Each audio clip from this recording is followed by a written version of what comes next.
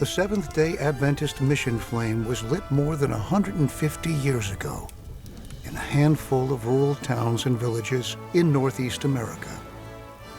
Soon, that flame was spreading around the world. But it only happened because dedicated Seventh-day Adventists looked beyond their own needs to a world in need. Because of Seventh-day Adventists who said, "I will go. I will go beyond my home, beyond my country, beyond my language, beyond my own people, to light the flame among those who have never heard." Many of those faithful missionaries gave their lives for the salvation of others. They never came home. The Seventh-day Adventist Church was founded on sacrifice. It grew through sacrifice, and it will only continue to grow through sacrifice.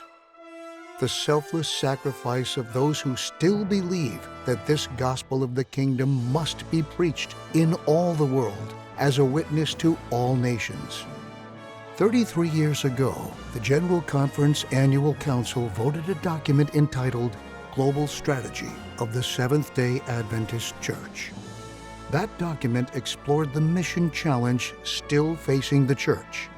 It opened with these words: "The figures are stark, unrelenting. World population 5.3 billion. Seventh-day Adventist world membership more than 6 million. The document outlined a strategy to refocus the church's mission, to refocus on unreached territories and unreached people groups, to refocus people and funds to reach the unreached with hope, and plant new groups of believers on new mission frontiers." That refocus was voted the following year at the General Conference session in Indianapolis. The refocus was called Global Mission. I don't think we have ever sat down to discuss a subject of greater importance than global mission. And global mission requires a strategy in order to carry the message of God's love, the saving grace of Christ and his soon coming to every nation, kindred, tongue, and people. A global mission and a global strategy which extends from continent to continent, country to country, city to city, group to group, and ultimately person to person.